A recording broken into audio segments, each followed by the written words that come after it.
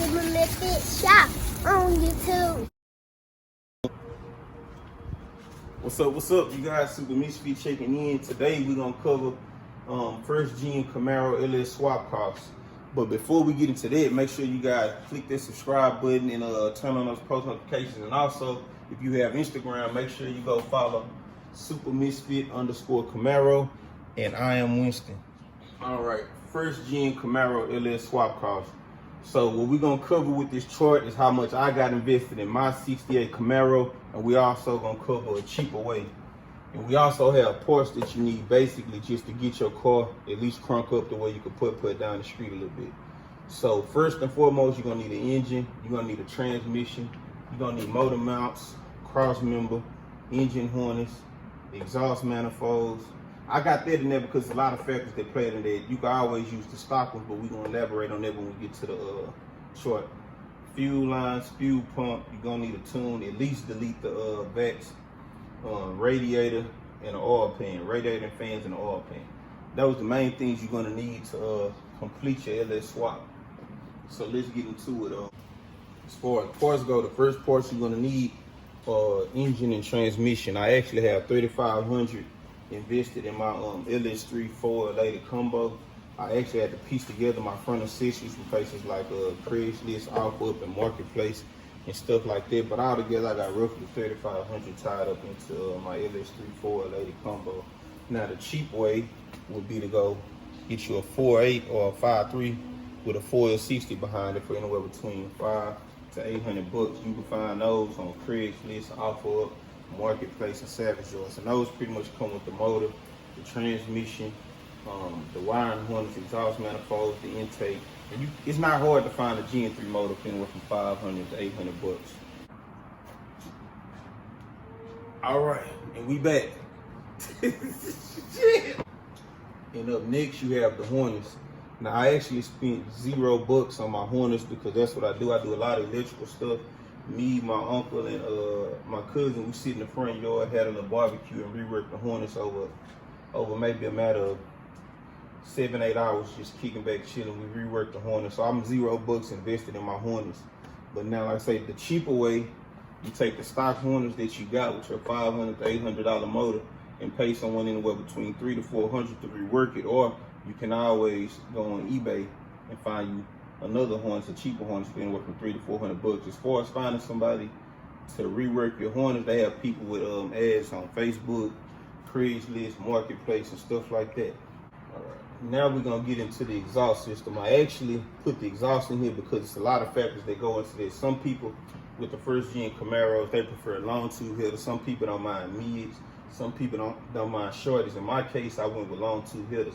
And the problem that I was having with my car is I have an aftermarket rack and pinion steering on my subframe. So with that being said, I couldn't just buy any headers and set it in my car. So I took the cheap route. I bought the $160 eBay headers.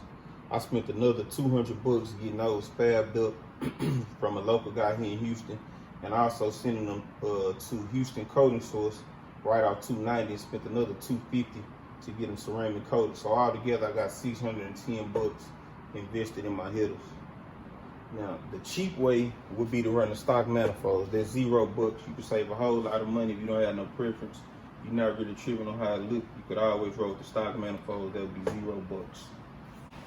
Motor mounts, transmission crossmember.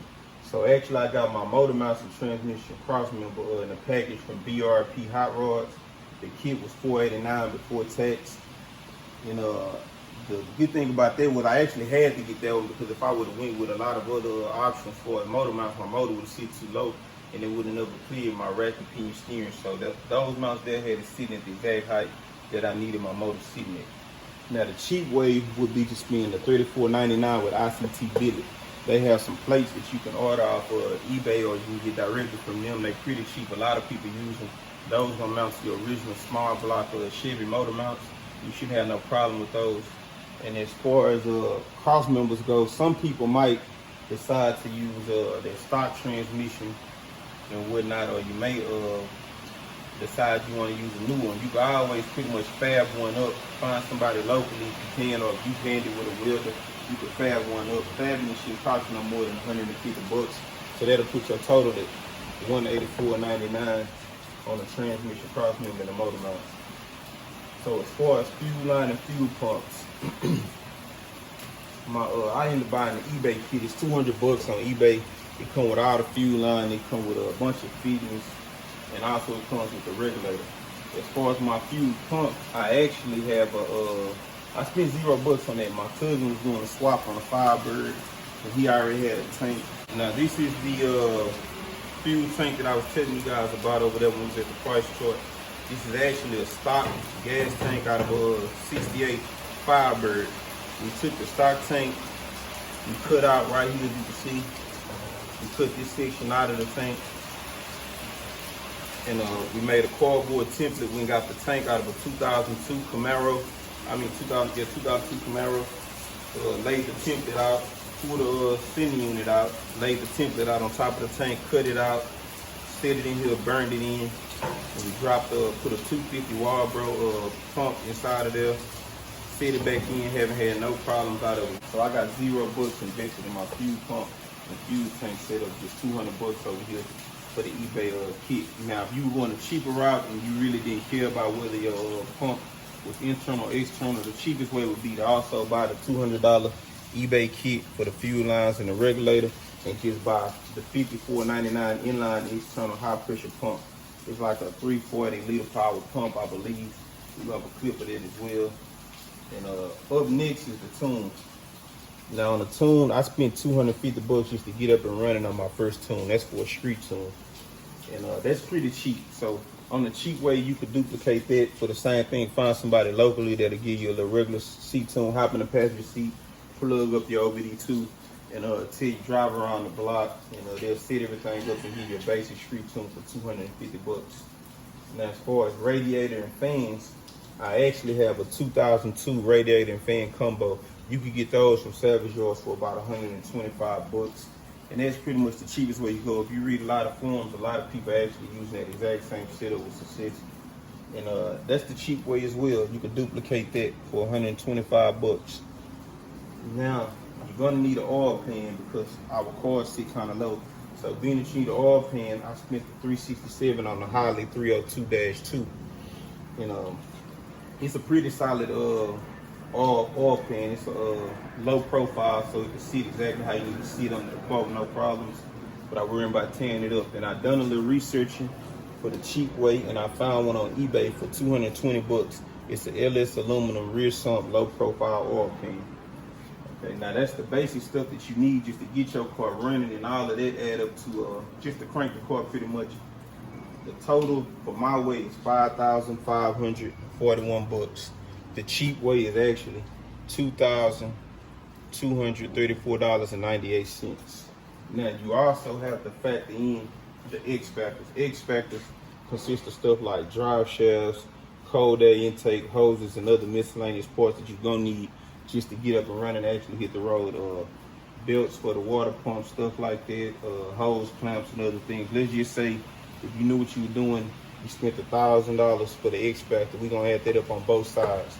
So the total for my way is actually $6,541. The cheap way is $3,234.98, and that comes out to a difference of $3,306.02 that you can save if you want about it the cheap way.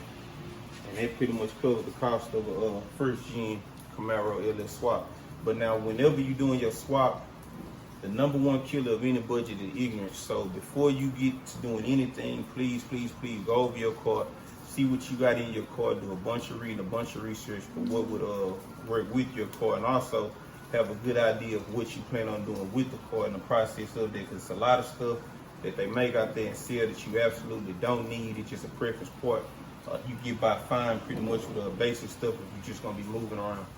Hope you guys enjoyed the video, and if you did, make sure you subscribe, turn the post notifications on. I really appreciate it. Big shout out to my guy, IMW Winston, behind the camera. We finna make it happen. We finna try and keep some videos coming at least once or twice a week, constant content, some hot stuff.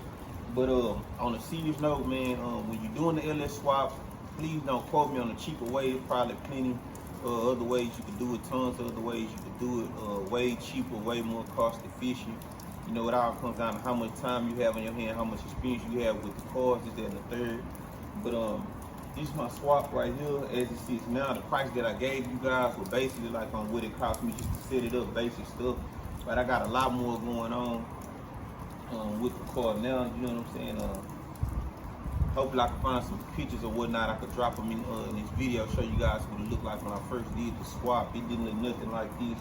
You just come from time. Once you get your motor in the car, you got it up and running. That's when you can sit back, perfect things, high wires here, high wires there, touch it up here, touch it up there, and clean it up. You know what I'm saying? And to me, my personal opinion, the wiring is what makes the swap. The cleaner the wires are, the cleaner your swap will look. You know what I'm saying? And take care of your stuff if you can, paint it up, make it look nice. You know what I'm saying? Make your car a part of you.